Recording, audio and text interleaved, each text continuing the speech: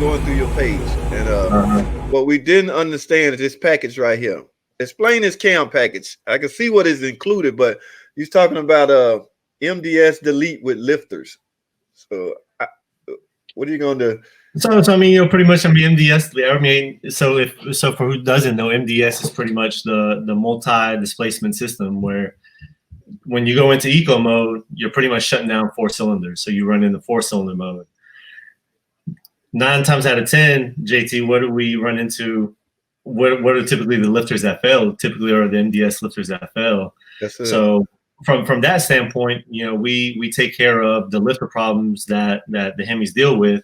And on the B side, we don't, if you're looking for performance, you're not looking for 4-cylinder mode anymore. You want to make sure all 8 cylinders are on all the time. So, yeah, never thought about that. We disable that. We take care of the lifter issues.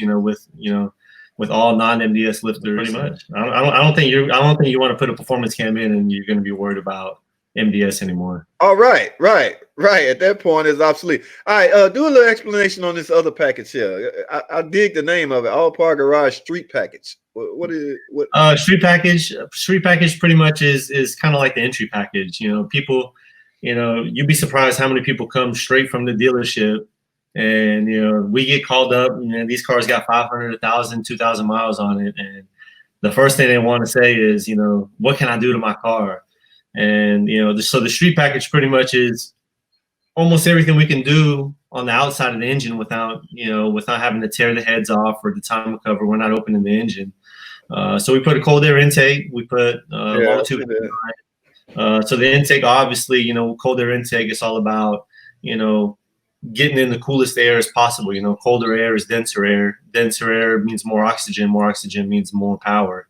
The headers, we put headers on there. So if you got a 5.7, it's a horrible exhaust manifold style. So we put the headers on there. It allows better flow out. So more air in, more air out, more power. You make the engine more efficient. So that's a very good entry package. It's priced out pretty good. So that's probably our best seller right there is the street package, whether it be the 5.7 or the 6.4. That seems to be the most popular. Okay, cool. Now this last one, flex fuel conversion. Well, explain that one, and then we can move on. So flex fuel. I mean, I'm sure everybody knows flex fuel is being able to run 2 fuels. You either running E85 or you're running pump gas, or you run any blend in between. So that kit there is pretty much like a piggyback kit. It's monitoring the fuel and it's seeing how much ethanol is in the fuel, so it knows how much to change the signal to go into the injector. So we adjust the pulse width on the injectors based off of what the alcohol content is. So if you pump the gas, 9 times out of 10, it's already 10% ethanol. It tells you on there, when you pump regular pump gas, it says this may contain up to 10% ethanol. So, fuel, the fuel already has ethanol in it. So your system can pretty much handle any blend of ethanol. You just have to be able to tell, have something there to comprehend what ethanol is in there and how to adjust, the fuel for that. Okay, that's your least expensive package right there. Yeah, right? I mean, there's a lot of people, and that there, truthfully, is just like a little bolt-on package. We stick it on for people that want to run, but truthfully, we got a lot of people that run E85, run ethanol, but 9 times out of 10 they're running ethanol. They're not worried about a flex package. We're kind of going balls to the wall on something, and we're running 100% E85.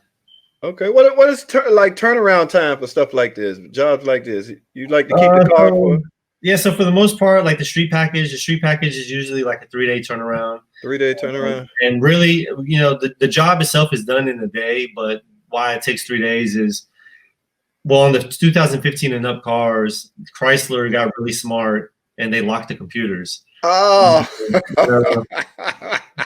Anybody in the aftermarket world, like everybody's always after, people want to customize their car, whether it's the way that it looks, the way that it sounds, you get people that come straight off the lot and they go tint their windows, that's wow.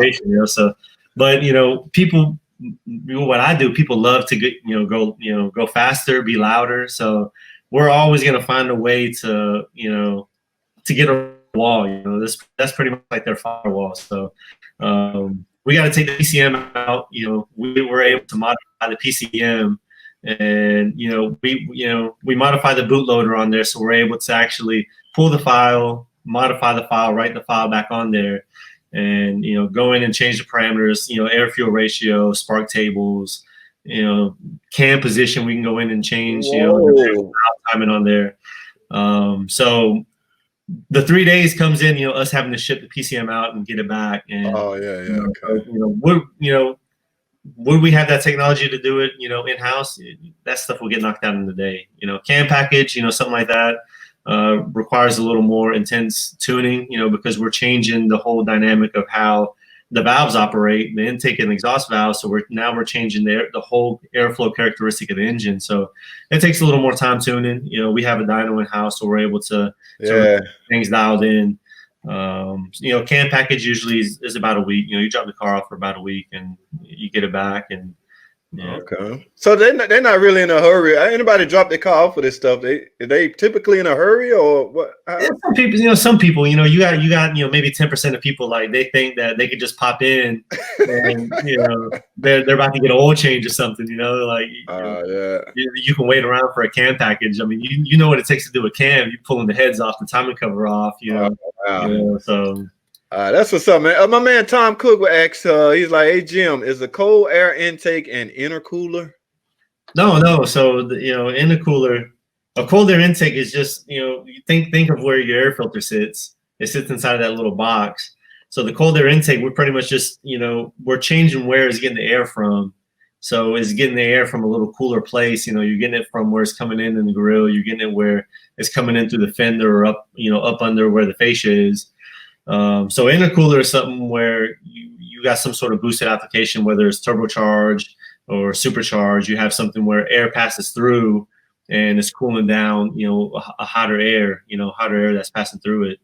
So no, the short answer, no, is, cold air is not an intercooler. Oh yeah, I see people installing them a lot. My man Xfell, he asks, is removing a speed limiter from a computer a dark art? Just a Chrysler only thing? I'm not sure. Removing speed limiter from computer, a dark art.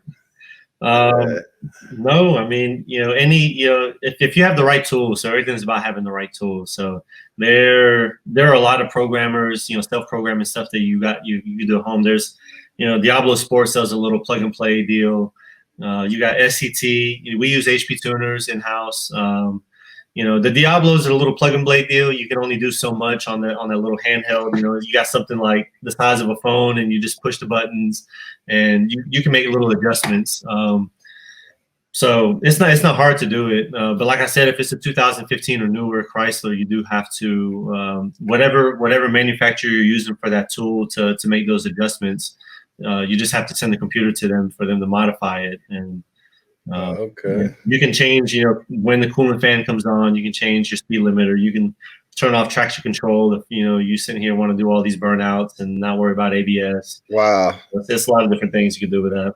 Now, I mean, I don't know if I should be asking this on air, but is that stuff legal? It's okay to do that stuff, or what? So, I mean, legal as far as, so there's always a debate about, what's legal. So, so a lot of manufacturers have the idea that, what's inside the computer belongs to them, belongs to Chrysler, belongs to the manufacturer. But, you have people, the consumers, that feel like, once they buy the car, everything that's there in that car belongs to them. So wow, yeah. Once I get it, whatever I want to do with it is up to me, so there's always been that big debate. And that's why manufacturers take such leap and bounds to make sure that, they make it as hard as possible for, your average consumer to be able to do certain things, because it is dangerous. If you just gave everybody the ability to go in and change their timing maps, right, and somebody that didn't know just decided, more timing equals more power, and they wanted to add, let's say, 10 degrees more timing, you start getting spark. JT, we've seen plenty of cars where, cars start ingesting oil and start getting spark knock off of oil. Pistons start coming apart, ring bands come apart, So it can be dangerous. So, from the manufacturer standpoint, they don't want people anybody doing that. So, but is it illegal? No, it's not illegal. They just, they will make it extra hard to do the things that you want to do. Can avoid warranties. You know, the big question I always get, if I do this, will it void my warranty? Right. So FCA, Chrysler, Chrysler, they, if you ever see it, if we ever modify any computer or anybody, if that computer is modified, it'll set a P1400 code. P1400 is aftermarket calibration detected. Whoa. So, let's say your engine went out and that code is stored in the computer. What are some things that are required up under manufacturer warranty? You gotta do a scan report. That scan report is going to show all the codes that are listed in the computer. Right. If they see that P1400, their first assumption is going to be, this thing has been modded. This thing is aftermarket. Yeah. Certain cars you have to get digital imaging. They're going to decline the warranty. Some things, some things like a RT or something, stuff like that don't require stuff. The stuff like that is at dealer, discretion. So if the dealership, wants to fix it and they have no problem doing it, then that's the route they go. Yeah. That's cool.